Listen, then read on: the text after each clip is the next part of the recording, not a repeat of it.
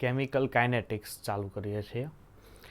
હવે આ ચેપ્ટરમાં છેલ્લું, હવે આને પછી ફિઝિકલનું એક ચેપ્ટર છે સરફેસ કેમેસ્ટ્રી, પણ એ દાખલાવાળું નથી. બાકી આ એક ચેપ્ટર છે જે દાખલાવાળું છે, બરાબર છે. એટલે 12મા ધોરણની અંદર આ છેલ્લું ચેપ્ટર છે કે જેની અંદર દાખલાઓ આવશે. બાકી પછી ક્યાંય દાખલાવાળા ચેપ્ટર રહેતા નથી, બધા પૂરા થઈ જાય છે. હવે જો કેમિકલ કાઇનેટિક્સ આ ચેપ્ટરની અંદર તમે મારા મત પ્રમાણે ફિઝિકલ કેમેસ્ટ્રીની અંદર 12માની અંદર સૌથી ઇઝી ચેપ્ટર આ છે. આઈ થિંક બહુ ઇઝી ચેપ્ટર છે. ખાલી દાખલાઓ થિયરીઓ સમજવી, બાકી બહુ ઇઝી ચેપ્ટર છે ફિઝિકલ કેમેસ્ટ્રી. હવે જો શું છે કે રાસાયણિક ગતિકીની અંદર વિજ્ઞાનની જે શાખામાં પ્રક્રિયા વેગ અને તેના અસર કરતા પરિબળો ઉપર જો અભ્યાસ કરવામાં આવે તો એને કેમિકલ કાઇનેટિક્સ કહેવાય. કે રાસાયણિક પ્રક્રિયાનો વેગ કેવો છે અને એને અસર કરતા પરિબળ ઉપર જો અભ્યાસ કરો તો. હવે કોઈ પણ પ્રક્રિયાઓ છે, હવે આ પ્રક્રિયા કેવી છે કે રાસાયણિક ગતિકી છે. ઉષ્માગતિશાસ્ત્ર શું હતી ખબર છે? ઉષ્માગતિશાસ્ત્ર અને એ બધું શું હતું કે ભાઈ પ્રક્રિયા શરૂઆતમાં કેવી હોય એ પોઈન્ટે અને બી પોઈન્ટે કેવી હોય, આની જ માહિતી આપે. પછી એને એ થી બી એ જવા માટે કયા કયા પરિબળોનો સામનો કરવો પડે ને એ ઉષ્માગતિશાસ્ત્રનો માહિતી આપે. એ કોણ આપતું? રાસાયણિક ગતિકી આપતું. જ્યારે મેં ગતિકી ભણાવ્યું ત્યારે આ ચર્ચા કરી હતી કે ભાઈ રાસાયણિક ગતિકી આ માહિતી આપે છે.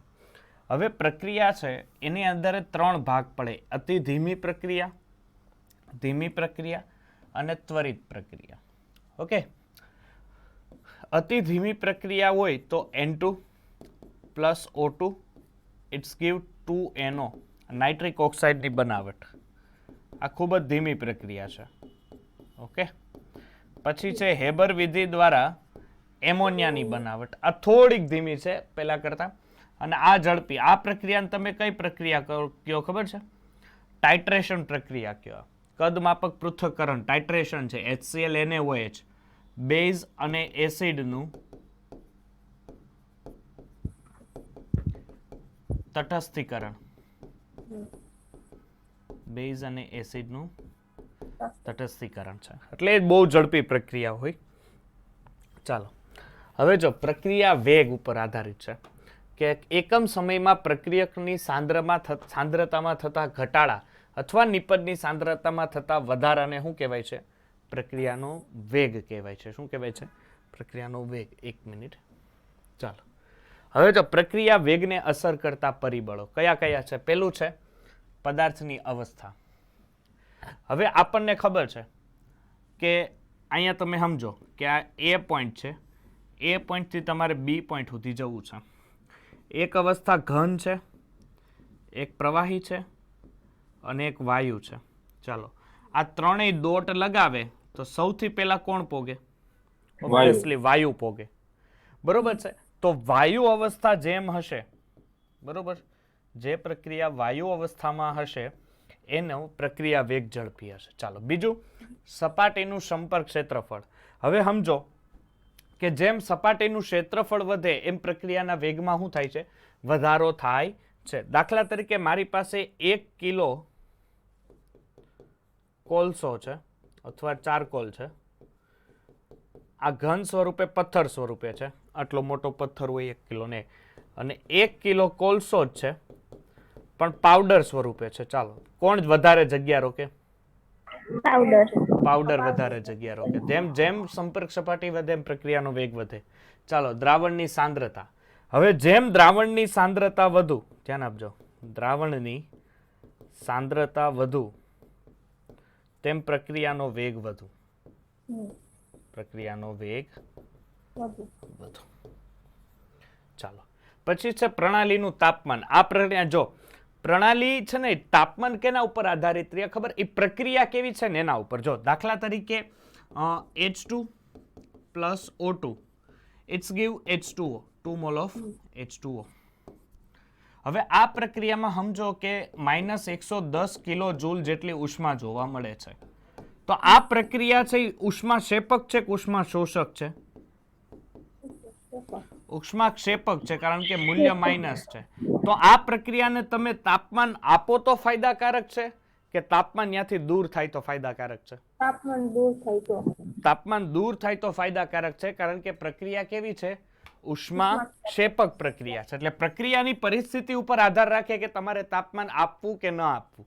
જો તમે પ્રક્રિયાને તાપમાન આપો છો તો એનો મિનિંગ શું થશે કે સર એ પ્રક્રિયા ઉષ્મા શોષક હોવી જોઈએ. ડન. પછી છે પ્રણાલીનું દબાણ, કે વાયુરૂપ પ્રક્રિયકો અને નિપજો માટે દબાણ એ સાંદ્રતા ગણાય છે. એટલે જે વાયુરૂપ ઘટકોની મોલની સંખ્યા ઉપર આધારિત હોય. પછી છે ઉદ્દીપકની અસર, કે ઉદ્દીપક સક્રિયકરણ ઉર્જા તથા ઉર્જા અવરોધ ઘટાડે છે. જો આ પોઈન્ટ છે ને ઉદ્દીપકની અસર, એ આ જ ચેપ્ટરમાં છેલ્લે આવે સક્રિયકરણ ઉર્જા વાળો ગ્રાફ, ત્યારે આપણે ત્યાં જોશું. અને આ પ્રકાશની હાજરી, તો પ્રકાશ રાસાયણિક પ્રક્રિયાઓ માટે પ્રકાશ એ જરૂરી સક્રિયકરણ ઉર્જા પૂરી પાડે છે. ધ્યાન આપજો, કોઈ પણ રાસાયણિક પ્રક્રિયાને નિપજમાં જવા માટે સક્રિયકરણ ઉર્જા અનિવાર્ય હોય છે. હવે અહીંયા ધ્યાન આપજો કે અહીંયા કોઈ મારી પાસે આર છે, આર એટલે રિએક્ટન્સ છે, ત્યાંથી હું કોઈ પી સુધી જાઉં છું, ત્યાંથી કોઈ પી સુધી જાઉં છે. હવે અહીંયા મારે રિએક્ટન્સ એટલે પ્રક્રિયકથી વેગ, ચાલો આ અત્યારે છોડો, સમજો કે અહીંયા અમદાવાદ છે અને અહીંયા વડોદરા છે. હવે અમદાવાદથી વડોદરા જવાના બે રસ્તા હોય, એક એક્સપ્રેસ હાઈવે છે 90 કિલોમીટરનો, અને એક બીજો જૂનો એક્સપ્રેસ હાઈવે છે એ છે. હવે શું થાય કે અમદાવાદથી હું વડોદરા જાઉં, બરોબર છે, ગાડી લઈને નીકળ્યા, તો હવે અહીંથી હું અહીંયા સુધી જાઉં તો હવે એક વસ્તુ થાય કે સર મારી પાસે અત્યારે કોન્સ્ટન્ટ સ્પીડ છે 40 કિલોમીટર પ્રતિ કલાકની. એટલે આ મારો શું થયો? વેગ થયો. આ મારો વેગ એટલે અંતરના છેદમાં સમય. આ વેગનું સૂત્ર થાય અંતરના છેદમાં સમય. ઓકે, એટલે આ મારો શું થયો અત્યારે? વેગ થયો. હવે આ વેગ છે એ સેમ તમારે મૂકવાનું છે અહીંયા રિએક્ટન્સથી. જ્યારે હું પ્રોડક્ટ તરફ જાઉં, બરોબર છે, ત્યારે હું અહીંયા આર થી પ્રી પ્રક્રિયા માટે, એટલે આર એવરેજ, સરેરાશ મારો વેગ. સરેરાશ શું કામ શબ્દ મૂકવામાં આવ્યો? દરેક વખતે તમારી ગાડી 40 કિલોમીટર પ્રતિ કલાકે નહીં ચાલતી હોય, ક્યારેક 30 વહી જતી હશે, ક્યારેક 50 વહી જતી હશે, એટલે એવરેજ મૂકું છું. એટલે પ્રક્રિયાનો વેગ જોવાનો છે, એટલે ડેલ્ટા આર અપોન ડીટી. આ છે અંતર છે, એ શું છે? પ્રક્રિયકો છે. સર આ માઇનસ શું કામ લીધા? કારણ કે પ્રક્રિયકમાં ઘટાડો થાય છે. માઇનસ લેવાનું મેઇન કારણ પ્રક્રિયકમાં ઘટાડો. એ પ્રમાણે પ્રોડક્ટનો R A V average delta P upon DT, બરોબર છે. હવે જો આ હશે R2 માઇનસ R1. શું હશે? R2 minus R1 upon delta T is equal to P2 minus P1 upon delta T. ચાલો આટલું સમજાણું. હવે સમજો, અહીંયા ધ્યાન આપજો ખાસ. હવે આની અંદર છે ને તમારે આર ઇન્સ્ટન્ટ મેળવવાનો છે. શું મેળવવાનું છે? R instant. તો અહીંયા ધ્યાન આપજો આ ગ્રાફમાં ખાસ. હું પેલા એક અહીંયા નીચે દોરી દઉં, એક ઉપર દોરી દઈશ. ચાલો આપણે ગ્રાફ દોરીએ છીએ આર વિરુદ્ધ પી નો ગ્રાફ. કોનો? આર વિરુદ્ધ પી નો ગ્રાફ. શરૂઆતમાં બે કેવા હોય? 0 હોય, બરોબર છે. હવે શું થાય કે એક કામ કરું, આર વિરુદ્ધ પી નહીં, આર વિરુદ્ધ ટી, ટી નો દોરીએ ને. એક મિનિટ. હા, જો આ રીતના ગ્રાફ આ રીતનો છે. આ પી લઈ લઈએ અહીંયા, અને ટી લઈ લઈએ. ચાલો હવે શરૂઆતમાં શું થાય કે આ તમારો 0 છે. પ્રક્રિયકો શરૂઆતમાં કે અલા કેવા છે? પ્રોડક્ટ શરૂઆતમાં 0. જેમ જેમ સમય વધશે એમ એમ શું થાય? પ્રોડક્ટમાં ધીરે ધીરે વધારો થયો. દેખાય છે? કોઈ એક સમયે, ધ્યાન આપજો, કોઈ એક સમયે આ P1 અને આ છે P2. આ છે એ P1 છે અને અહીંયા છે P2 છે. એટલે આપણે આને C2 એટલે P2 સમયે C2 સાંદ્રતા અને આ C1 સાંદ્રતા, અહીંયા આપણે આને કોન્સ્ટન્ટ આ રીતના કરીએ.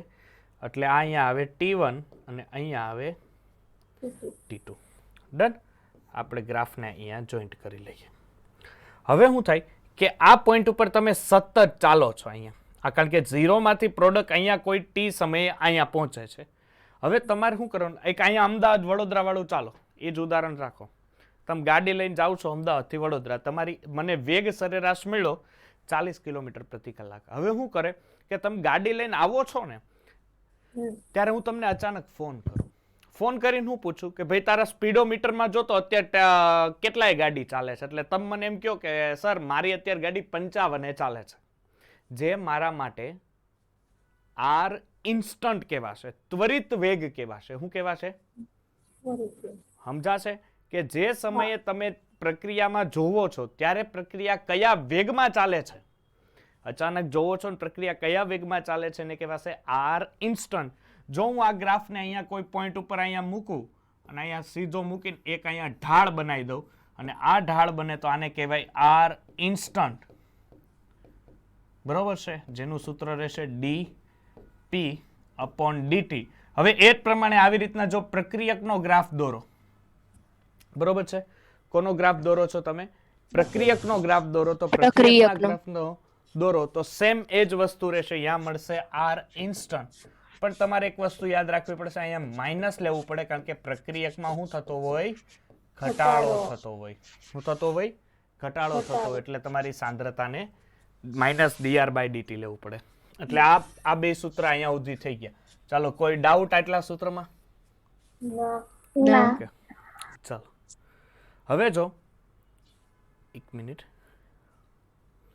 હવે કોઈ બી રાસાયણિક પ્રક્રિયા છે, N1 mol of A, N2 mol of B, it's give N3 mol of C plus N4 mol of D. ચાલો આનો આર એવરેજ લખીએ.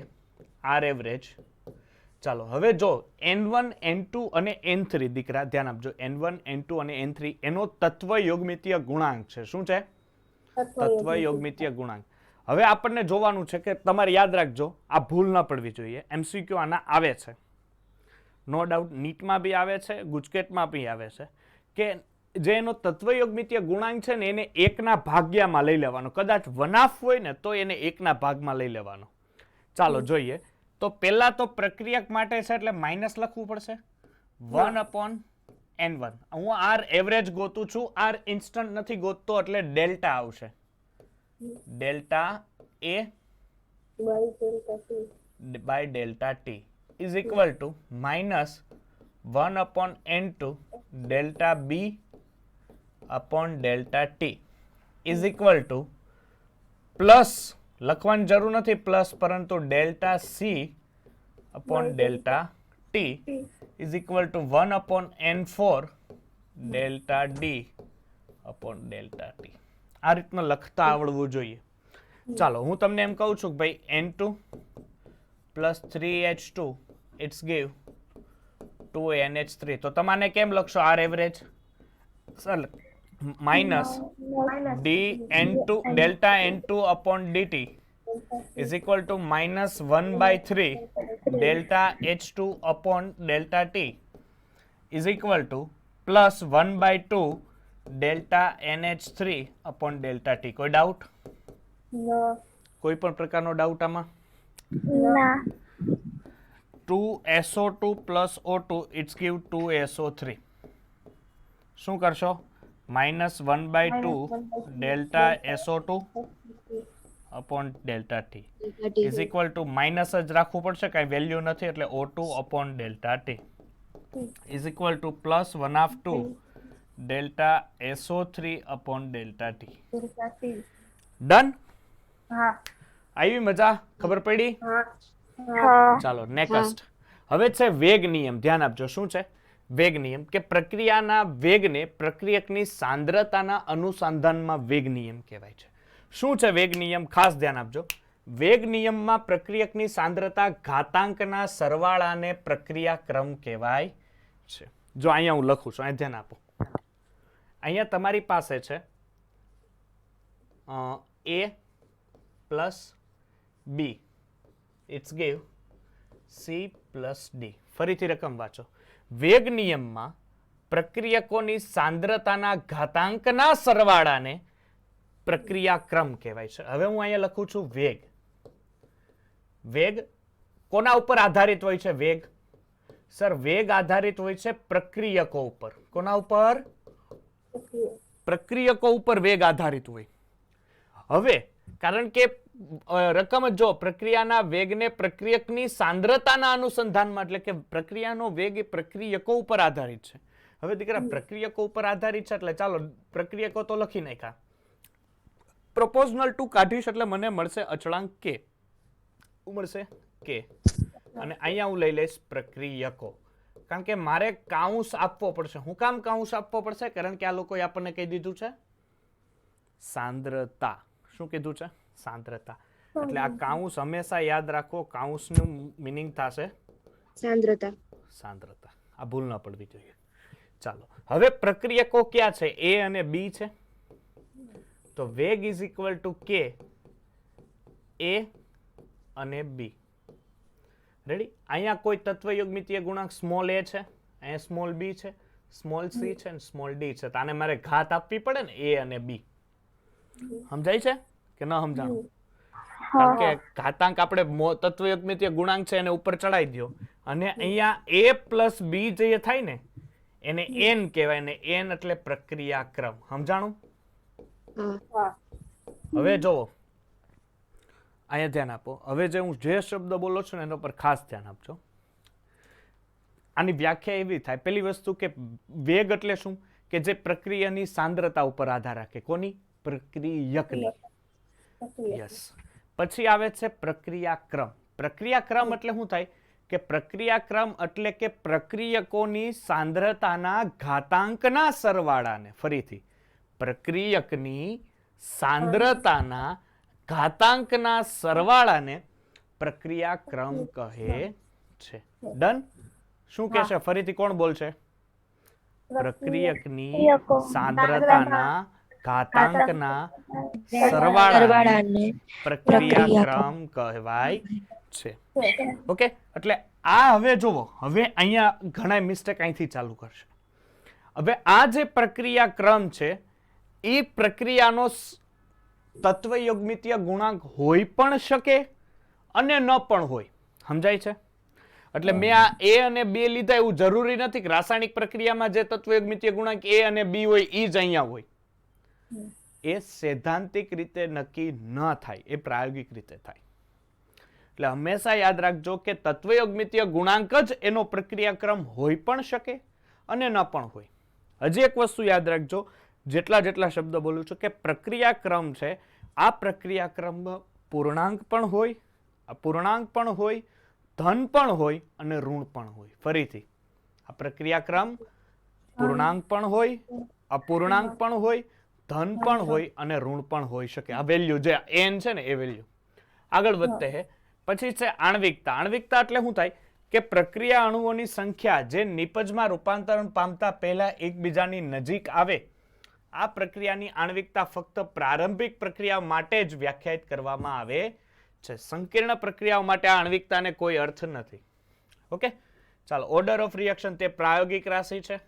તેનું મૂલ્ય અપૂર્ણાંક હોઈ શકે, તેનું મૂલ્ય શૂન્ય પણ હોઈ શકે. અને આ છે તે સૈદ્ધાંતિક વિચાર છે. આણ્વિકતા, મોલેક્યુલરિટી એટલે આણ્વિકતા, ઓર્ડર ઓફ રિએક્શન એટલે પ્રક્રિયાક્રમ. ઓકે? આ બે તફાવત યાદ રાખજો. આને કહેવાય પ્રક્રિયાક્રમ અને મોલેક્યુલરિટી એટલે આણ્વિકતા. ચાલો, તેમનું મૂલ્ય ફક્ત પૂર્ણાંક જ હોય અને એનું મૂલ્ય કોઈ દિવસ શૂન્ય હોતું નથી. પાછા આણ્વિકતામાં ભાગ હોય હો દીકરા. જો પ્રથમ એક આણ્વિક, દ્વિઆણ્વિક, ત્રિઆણ્વિક અને એનાથી આગળ પછી હોય. એમાં અહીંયા ધ્યાન આપજો, NH4NO2 છે, એમાંથી NH4 અને NO2 છૂટવા પડતો એટલે એક અણુમાંથી વિભાજન થાય છે ને, તો આને એક આણ્વિક. પછી 2HI છે, એટલે આની અંદરથી H2 અને I2 છૂટું પડે એટલે બે અણુ છે ને, HI ના બે અણુ થયા ને, તો આ દ્વિઆણ્વિક થયું. ઓકે? પછી એવી રીતના ત્રિઆણ્વિક હોઈ શકે. ત્રણ અણુમાંથી જ્યારે વિભાજન થતું હોય તો એને ત્રિઆણ્વિક સંયોજન કહેવાય છે. ચાલો, હવે અહીંયા જો સક્રિય જથ્થાનો નિયમ. સક્રિય જથ્થો એટલે શું થાય ખબર છે? કોઈ આઈડિયા છે? સક્રિય જથ્થો એટલે આપણે ઇક્વિલિબ્રિયમમાં ભણી ગયા. મોલારિટી. Molarity, very good. શું થાય? મોલારિટી. મોલારિટી. રાસાયણિક પ્રક્રિયાનો વેગ પ્રક્રિયામાં ભાગ લેતા પ્રક્રિયકની સાંદ્રતાના યોગ્ય ઘાતના ગુણાકારના કેવા હોય છે? સમપ્રમાણમાં હોય છે. પ્રારંભિક પ્રક્રિયાઓ જેવી એક જ તબક્કામાં થતી પ્રક્રિયા માટે સક્રિય જથ્થાનો નિયમ વેગ નિયમ તરીકે જ લખી શકાય. હવે જો આ બધી રિએક્શનો તમને આપી છે, આ સૈદ્ધાંતિક મૂલ્ય છે, બધા જ કેવા છે? સૈદ્ધાંતિક મૂલ્ય છે. આમાં કોઈ પ્રાયોગિક મૂલ્ય પ્રાયોગિક, માય મિસ્ટેક, સૈદ્ધાંતિક નહીં, પ્રાયોગિક મૂલ્ય છે. જો અહીંયા જો આ કઈ પ્રક્રિયા છે? 2NH3 છે. જોવો તો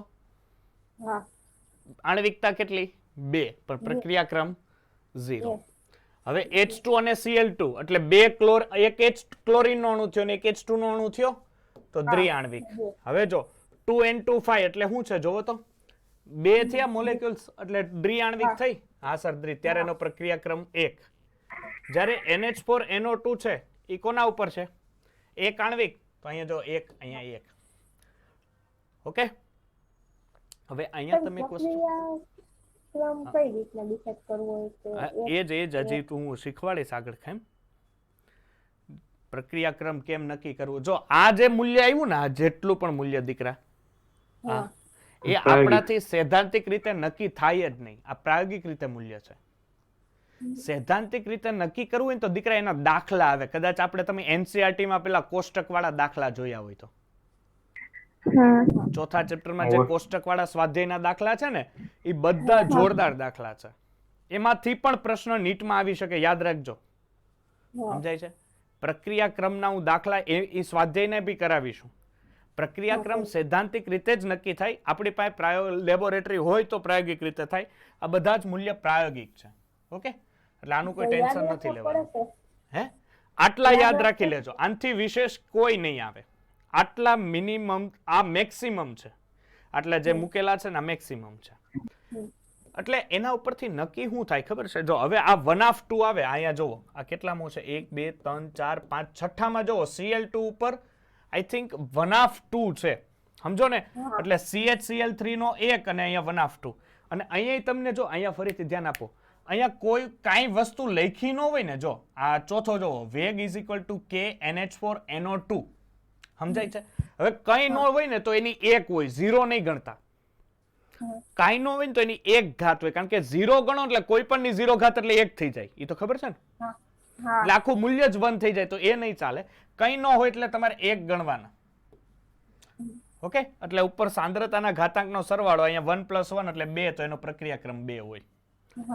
હવે જો આનો પ્રક્રિયાક્રમ મોલા 2 નો 0 શું કામ છે? કારણ કે પ્રક્રિયાનો વેગ એ એમોનિયા કે H2 કે Cl2 ની સાંદ્રતા ઉપર આધારિત નથી. અને જો સાંદ્રતા ઉપર આધારિત નહીં હોય તો એનો પ્રક્રિયાક્રમ 0 થઈ જાય. સમજ પડે છે? અહીંયા જો આ છેલ્લેથી ત્રીજું જોવો, 5Br- BrO3- અને 6H+. તો અહીંયા જોવો એનો જે તત્વયોગમિતીય ગુણાંક છે ને એ ઉપર નથી આવતો. નકર ખરેખર Br- છે ઉપર 5 આવવું જોઈએ ઘાતમાં, પણ નથી આવતું. તો આ કેમ થાય? તો આ પ્રાયોગિક રીતે થાય દીકરા. સૈદ્ધાંતિક હું તમને એમ કહી દઉં કે તત્વયોગમિતીય ગુણાંકને ઘાતમાં ચડાવી દેશો, દરેક વખતે એવું થાય? જોવો તો અમુકમાં થાય, અમુક. અહીંયા જો છેલ્લે એન ઉપરનું જો O2 માં અહીંયા કાંઈ નથી આગળ, એટલે 1 છે, તો અહીંયા O2 માં ઉપર 1 જ છે. અહીંયા 2NO છે તો અહીંયા સ્ક્વેર છે. આ તો એકમાં જ લાગુ પડ્યું ને, બાકીના હું મંજીરા વગાડશો. એટલે બધાયમાં એવું ન હોય. એટલે આ પ્રાયોગિક મૂલ્ય છે, એના ઉપર વધારે ધ્યાન નહીં આપવાનું. પણ આટલા એક જોઈ લેજો, એટલે શું છે, બીજી વાર તમારે માથાકૂટ ન રહે. ચાલો, એસ્ટરનું જળ વિભાજન કે એસિડિક માધ્યમમાં આભાસી પ્રથમ ક્રમની પ્રક્રિયાની હોય છે, અને પરંતુ તે બેઝિક માધ્યમમાં દ્વિતીય ક્રમની પ્રક્રિયા હોય છે. એક મિનિટ, હું તમને આભાસી પ્રથમ ક્રમ શીખવાડું ને, એ પેલા પ્રથમ ક્રમ દ્વિતીય ક્રમ. જો આભાસી પ્રથમ ક્રમ મને યાદ અપાવજો. આભાસી પ્રથમ ક્રમ હું ભણાવીશ. પેલા પ્રથમ ક્રમ શૂન્ય ક્રમ ભણાવાઈ જાય ને, એટલે એક આણ્વિક પ્રક્રિયામાં ઊંચા દબાણે અને ઊંચી સાંદ્રતાએ પ્રથમ ક્રમની પ્રક્રિયા હોય. ધ્યાન આપજો, આ હિન્ટ છે. એક આણ્વિક જો પ્રક્રિયા દેખાય તમને, અને આ પ્રક્રિયા જો ઊંચા દબાણ અને ઊંચી સાંદ્રતાએ થતી હોય પ્રથમ ક્રમની. બીજી વસ્તુ, જો કોઈ રેડિયો સક્રિય પ્રક્રિયા હોય, કોઈ રેડિયો સક્રિય પ્રક્રિયા હોય તો એ પણ પ્રક્રિયા પ્રથમ ક્રમની જ કહેવાય. એ પણ પ્રક્રિયા પ્રથમ ક્રમની. પરંતુ નીચા દબાણ એક નીચી સાંદ્રતા એ દ્વિતીય ક્રમની થઈ જાય. ડન. દ્વિઆણ્વિક ત્રિઆણ્વિક પ્રારંભિક પ્રક્રિયાઓ માટે પ્રક્રિયા ક્રમ જ એની આણ્વિકતા હોય છે. ઓકે, ચાલો. પ્રક્રિયા ક્રમ અને પ્રક્રિયકની તત્વયોગમિતીય ગુણાંક વચ્ચે કોઈ સીધો સંબંધ નથી. Ki + K2S2O8 ના અને N2S2O3 સાથેના અનુપાપન માટે સૂચક તરીકે સ્ટાર્ચ વપરાય. હવે જો આપણે આ પ્રક્રિયા ક્રમ વાળું હું જોયું હતું, બરોબર છે? તો પેલા પ્રક્રિયા ક્રમનું આ આડું અવળું થઈ ગયું છે. હવે જો પેલા વસ્તુ મને કયો કે હું તમને આ આખું શૂન્ય ક્રમની સાબિતી જોઈ છે કે આટલા સૂત્ર આવી જાય એટલે ચાલશે? સૂત્રો આવી જાય એટલે બરોબર છે. આખી કઈ સાબિતી આપણે લખવાની નથી, બરોબર? એટલે કોઈ માથાકૂટ નથી. ચાલો જો શૂન્ય ક્રમની પ્રક્રિયાનું સૂત્ર છે વેગ અચળ રહેશે કારણ કે પ્રક્રિયકની સાંદ્રતા ઉપર આધાર ન રાખે એટલે r ની 0 ઘાત એટલે કોઈ પણની 0 ઘાત એટલે 1 થઈ જાય. એનું સૂત્ર થાય k = r0 - rt/t. શું થશે? r0 - rt/t. પછી એના ખાસ અર્ધાયુષ્ય સમય. અર્ધાયુષ્ય સમય એટલે શું કહેવાય ભાઈ? કે પ્રક્રિયકની સાંદ્રતા અથવા કોઈ બી સાંદ્રતાને અડધી થવા માટે લાગતા સમયને અર્ધાયુષ્ય સમય કહેવાય છે. એનો ગ્રાફ કોના વિરુદ્ધ છે? rt વિરુદ્ધ t. ઢાળ -k છે અને આંતરછેદ r0 છે એટલે આ ગ્રાફ ક્યાંથી ચાલુ થતો હશે? માઇનસ છે. ગ્રાફ કેવો દેખાતો હોય એનો? નીચે આમ 300 આમ દેખાતો હોય ને? હે? કારણ કે ઢાળ માઇનસ માં છે. ઓકે, ધ્યાન આપજો. પછી છે પ્રથમ ક્રમની પ્રક્રિયા. અહીંયા કઈ ન હોય એટલે 1 હોય. સૂત્ર થાય k = 2.303/t log r0 ના છેદમાં rt. t વનાફ થશે 0.693/k. ઓકે, r0 થી કેવો છે? સ્વતંત્ર છે. k ના વ્યસ્ત પ્રમાણમાં છે. બે ગ્રાફ મળે છે. બે કમ્પલસરી યાદ રાખવા જરૂરી છે. ln rt વિરુદ્ધ t - k એનો ઢાળ પણ આવશે અને ln r0 આનો આવશે log rt વિરુદ્ધ t નો, જેને -k/2.303 log r0 એનો શું થશે? આંતર છે. અને પછી છે દ્વિતીય ક્રમની પ્રક્રિયા. તો એનું સૂત્ર યાદ રાખી લેજો. k = 1/t 1/rt - 1/r0. એનો અર્ધાયુષ્ય સમય થશે t વનાફ = 1/k r0. r0 ના વ્યસ્ત પ્રમાણમાં છે. 1/rt વિરુદ્ધ t નો ગ્રાફ k. આ એક ગ્રાફ હશે જે ધનમાં આવશે. રેડી? આમ, કારણ કે આંતર છે તો 1/r0 છે એટલે 0 તો ન આવે અને ઢાળ k માં છે 1/rt વિરુદ્ધ t નો ગ્રાફ થશે. બરોબર? આના ઉપરથી જો તમને આના ઉપરથી ગ્રાફ બનાવતા ન આવડે ને તો મને કહેજો, જે મેં લાસ્ટ બનાવી દીધો આ રીતના ગ્રાફ બને. ન આવડે તો કહેજો. ચાલો હવે પ્રક્રિયા ક્રમ નક્કી કરવાનું. આ સૂત્ર તમારે યાદ રાખવાનું છે. k = સાંદ્રતા. ઘણા એવા પ્રશ્નો આવશે દીકરા કે જેમાં તમને ખાલી k નું મૂલ્ય આપી દે.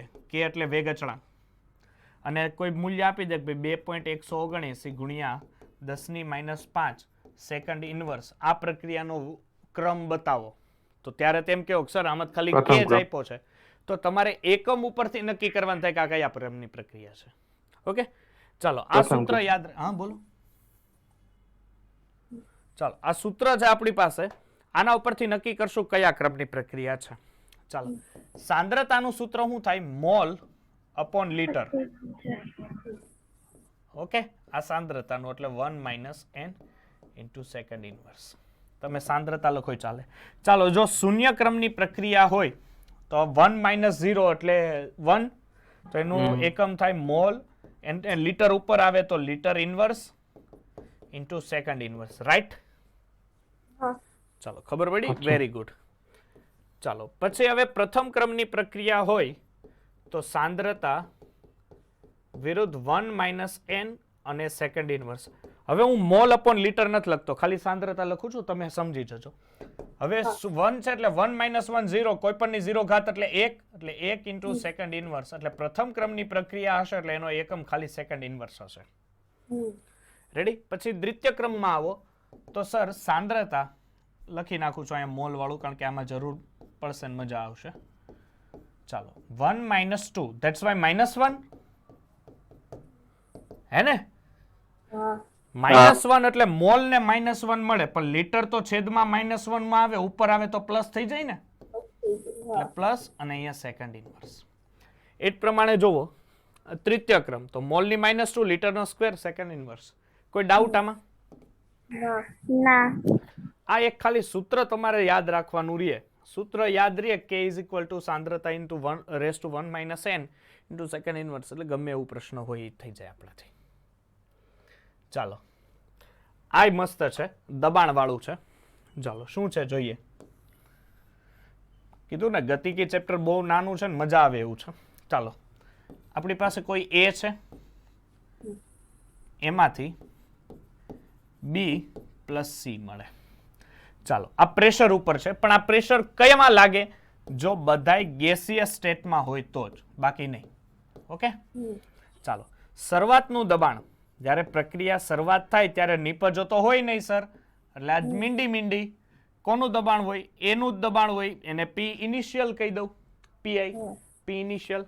જ્યારે પ્રક્રિયા સંતુલને જાય અથવા છેલ્લા સ્ટેપે જાય, સર PI માંથી કંઈક દબાણ ઓછું થયું હશે. શું કામ ઓછું થયું હશે? સર કંઈક નિપજ બની. કેટલી બની હશે? XX જેટલી નિપજ બની હશે. હા સર બની હશે. હવે કુલ દબાણ લઈ લો, P ટોટલ. આખી રાસાયણિક પ્રક્રિયા જે છે એની અંદર કેટલું દબાણ હશે? એટલે PI - X + X + X + X - X cancel, એટલે PI + X અને P ટોટલ. જો દીકરા હું X ને કરતા બનાવું તો P ટોટલ, કારણ કે આ PI પ્લસ છે સામેની તરફ જાય -P ટોટલ. એક minute, P total - PI. Sir મને X મળી ગયો. X મળી ગયો હોય તો ચિંતા કરવાની જરૂર નથી. એમાં મૂકો. કેમાં? પ્રેશર ઓફ A, કારણ કે આને હું પ્રેશર ઓફ A કહી દઉં, આને પ્રેશર ઓફ B કહી દઉં, આને પ્રેશર ઓફ C. તો અહીંયા X ની value pressure of A. Pressure of A નું સૂત્ર શું હતું? Sir PI - X. PI - X. X ની વેલ્યુ કેટલી છે? સર X ની વેલ્યુ છે P ટોટલ - PI. એટલે હું અહીં ખાલી PT લખું છું અને PI. શું થશે સર? 2PI - PT, કારણ કે આમાંથી PI કોમન, એટલે 2PI - PT. આ શું મળ્યું? Pressure of A. ચાલો ઓકે. ચાલો સર હવે મૂકી દઈએ સૂત્ર. કયું? પ્રથમ ક્રમનું પ્રક્રિયાનું, એટલે K = 2.2303 T log PI ના છેદમાં PI - X, શરૂઆતના દબાણના છેદમાં અંતિમ દબાણ. શું કામ સર શરૂઆતના છેદમાં અંતિમ? અને એ તમે પ્રક્રિયકનું શું કામ લીધું? કારણ કે કોઈ બી પ્રક્રિયા ક્રમ છે એ પ્રક્રિયકની સાંદ્રતા ઉપર આધારિત હોય છે, નિપજના નહીં. એટલે એનું શરૂઆતનું દબાણ PI હતું, અંતિમ દબાણ PI - X. PI - X ને હું PA કહી શકું? ધ્યાન આપજો, PI - X ને હું PA કહી શકું. એટલે હું I લખું તોય ચાલે ને PA લખું તોય ચાલે. તો PI - X એટલે કે PA કેટલું છે sir? 2PI - PT. 2PI - PT. There is your final equation of gaseous પ્રક્રિયા ક્રમ માટે. ઓકે ચાલો ખબર પડશે. ઓકે ચાલો એક મિનિટ.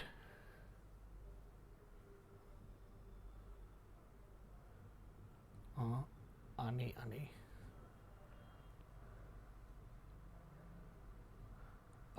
આગળ આવી ગયા. આભાસી ક્રમની પ્રથમ ક્રમની પ્રક્રિયા હું સમજાવી દઉં.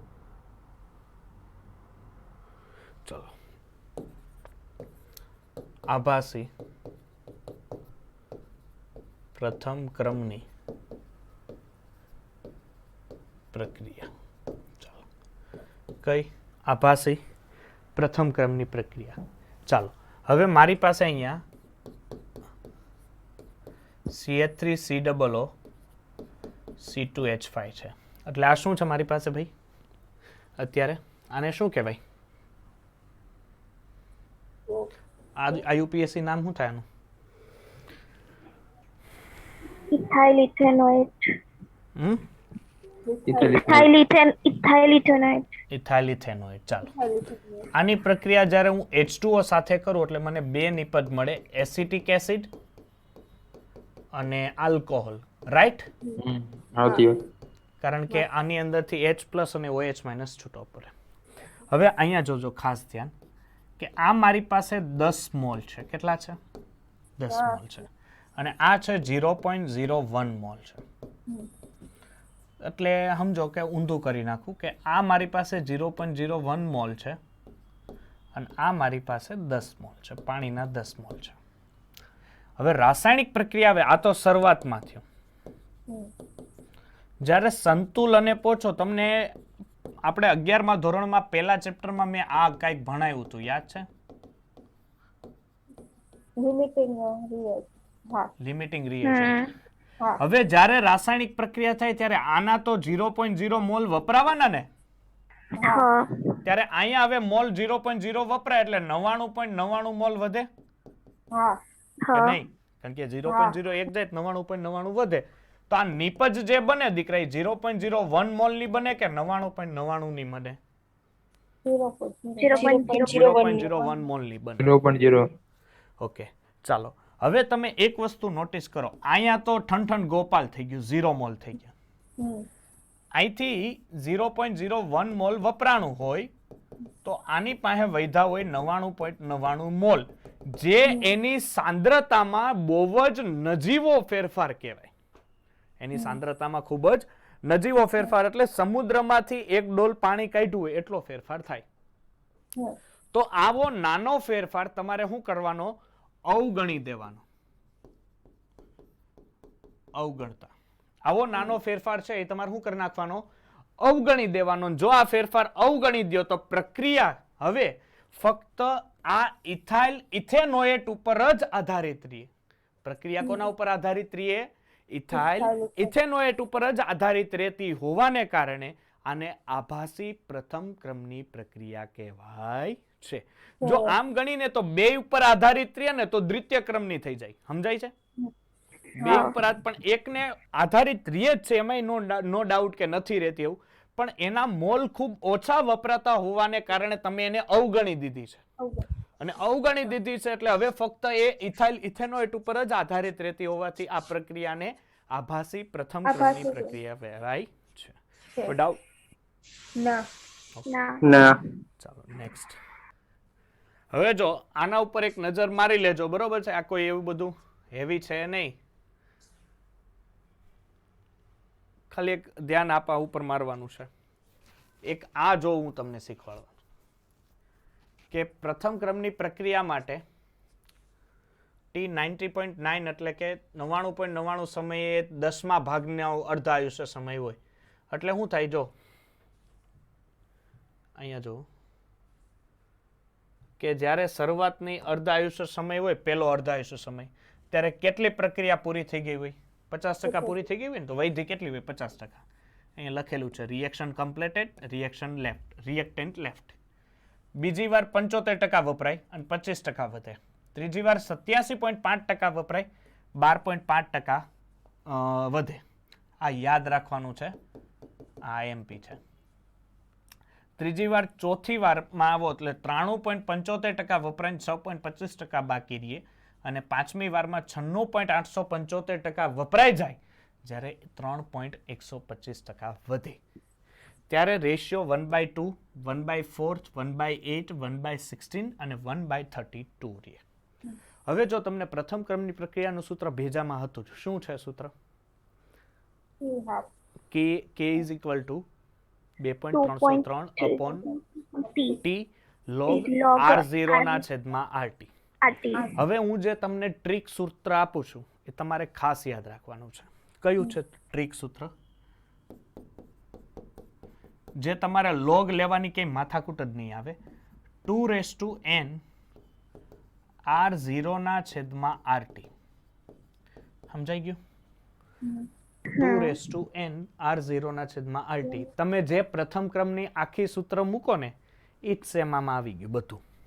અને એક સૂત્ર n is equal to t ના છેદમાં t1 બસ. આ સૂત્ર બે જેને કંઠસ્થ હશે એને લોગ વાળું સૂત્ર હે એન એટલે હમ. જો એમાં શું હશે ખબર, પ્રશ્ન હશે ને એના ઉપરથી. મારી પાસે ચોપડી નથી, નકર હું તમને એક દાખલો પ્રથમ ક્રમનો હોય ને તો હું તમને ગણીને બતાવત કે કઈ રીતના થાય. 1 મિનિટ હો.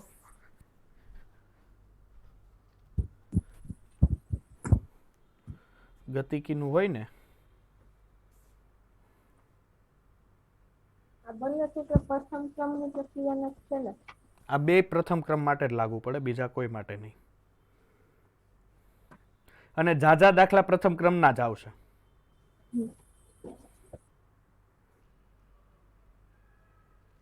પણ આમાં છે એક, એમાંથી કહીએ ટેમ્પલેટમાં કયો છે બતાવ તો મને, બોલ તો. પ્રથમ ક્રમની એક પ્રક્રિયા 15 મિનિટમાં 75% પૂર્ણ થાય તો પ્રક્રિયાને 90% પૂર્ણ થતા કેટલો સમય લાગશે? નહીં, એ નહીં, હજી નહીં. એ તો પછી છે ને રેશિયો છે પેલો મારી પાસે છે ને. પેલા હું તમને નોર્મલ શીખવાડી દઉં ને પછી છે ને તમે ઊંચા જાઓ ને તો વાંધો નહીં.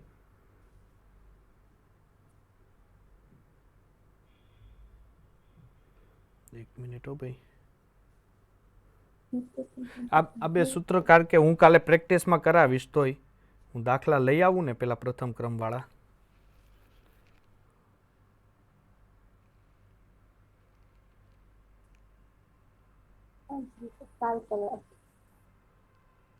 એક મિનિટ હો ભાઈ.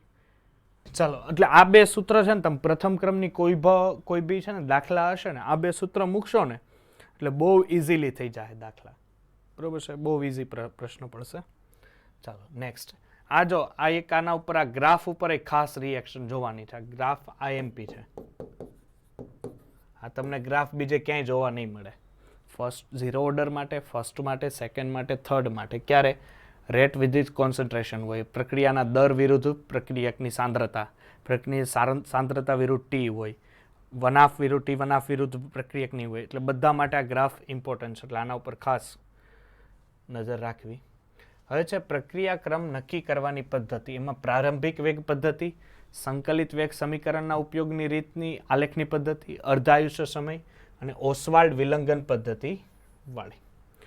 હવે જો આ સક્રિયકરણ ઉર્જાવાળું છે ને ગતિજ, એની પહેલાં જાઓ ઉભા રહ્યો, હું દાખલો હોય ને તો ગોતી જ લઉં. અત્યારે આપણી પાસે ટાઈમ છે ને તા.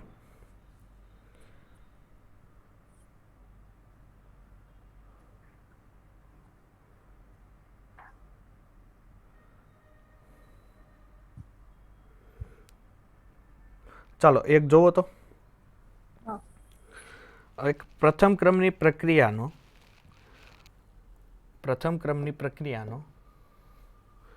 અર્ધ આયુષ્ય સમય 14 સેકન્ડ છે. કેટલો છે? 14 સેકન્ડ છે. મૂળ સાંદ્રતાથી 8મા ભાગની થવા માટે, એટલે R0 કેટલું હશે? 1 હશે.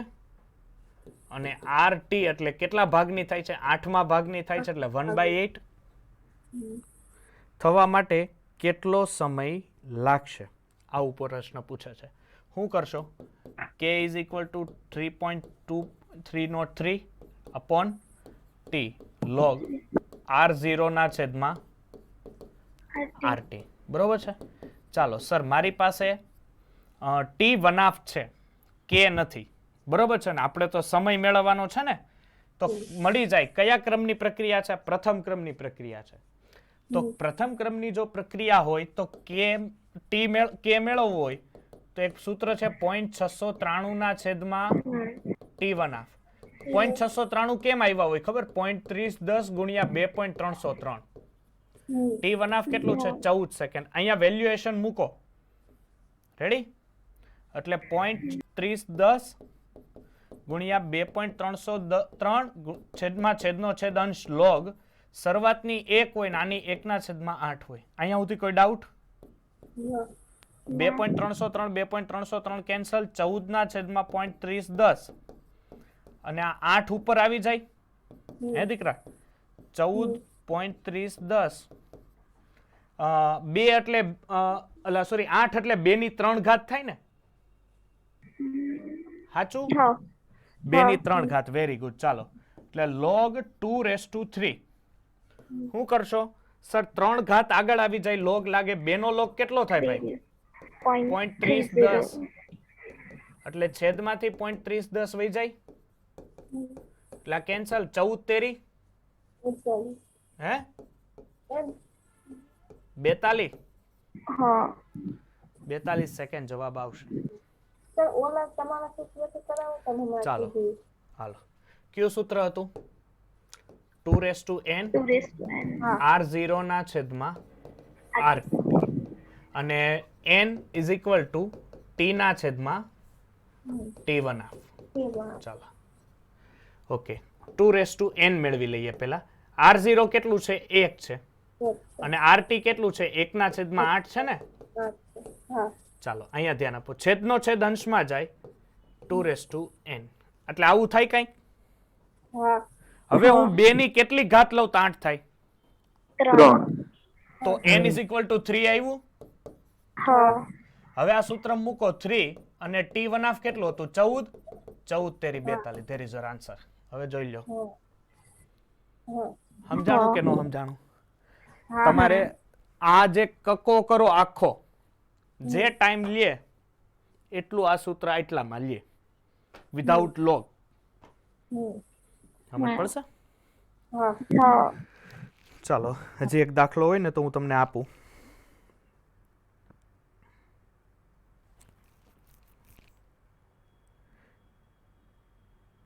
જો થાય તો કરો, ટ્રાય મારો, બરોબર છે? લખો તો. એક પ્રથમ ક્રમની પ્રક્રિયાની સાંદ્રતા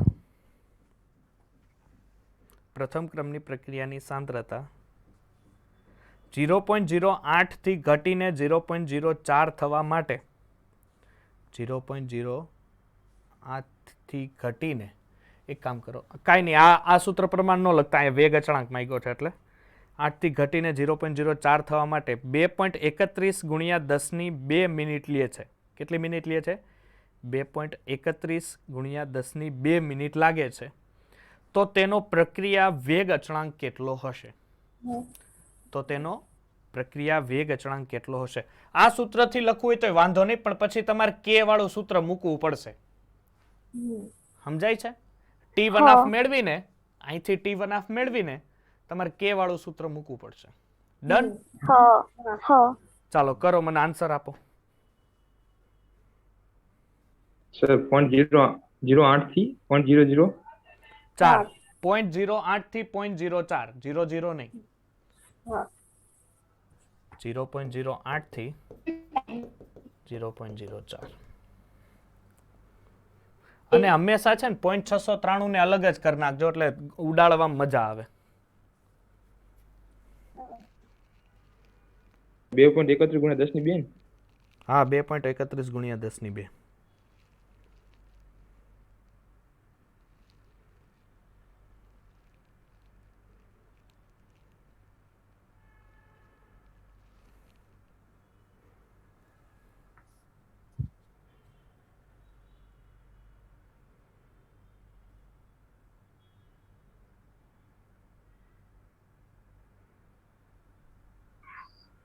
into 10 raised to minus 3, sir. Very good. કયા સૂત્રથી કર્યો? આ પેલા 2 raised to આ 0.3 ગુણ્યા 10 આ બીજું વાળું. આ સૂત્રથી હા. આવી ગયો ને? બસ, વેરી હા, ગુડ. આવી 3 ગયો. ગુણ્યા 10 ની -3 જવાબ આવે. હમ. ઓકે, ચલો બધાને આવી ગયો ભાઈ કે શીખવાડવો પડશે? હા સર. આવી ગયો ને એમ? હા. ચાલો લખો હજી એક રકમ. પ્રથમ ક્રમની રાસાયણિક પ્રક્રિયાનો અર્ધ આયુષ્ય સમય, પ્રથમ ક્રમની રાસાયણિક પ્રક્રિયાનો અર્ધ આયુષ્ય સમય 6.93 સેકન્ડ 6.93 મિનિટ છે. 6.93 મિનિટ છે. તો પ્રક્રિયા 99% પૂર્ણ થવા માટે કેટલો સમય લાગે? પ્રક્રિયા 99% પૂર્ણ થવા માટે કેટલો સમય લાગે? આ પ્રશ્ન છે. ચાલો, જો મિનિટ ને મિનિટમાં જ રહેવા દેવાનું, કારણ કે જવાબ મિનિટમાં જ છે એટલે.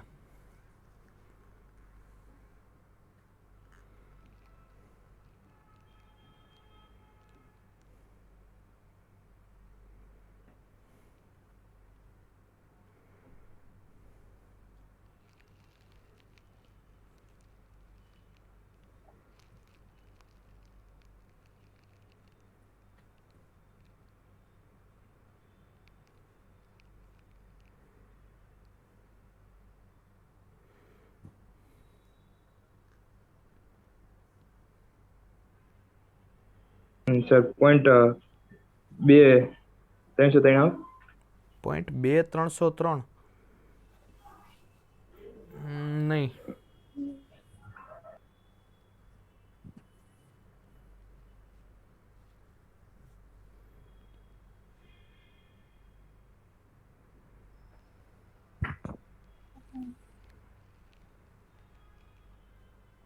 આવ્યો બીજા કોઈ?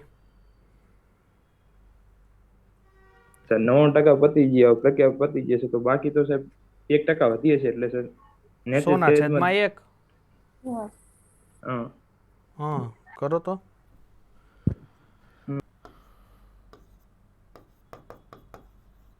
સોના છેદમાં 1 બરોબર. એટલે 2 ની કેટલી ઘાત કરું તો 100 થાય.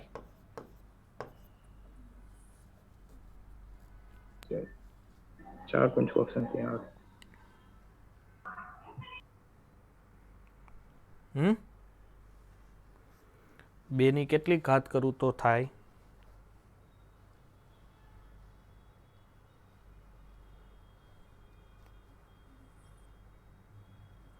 બોલો.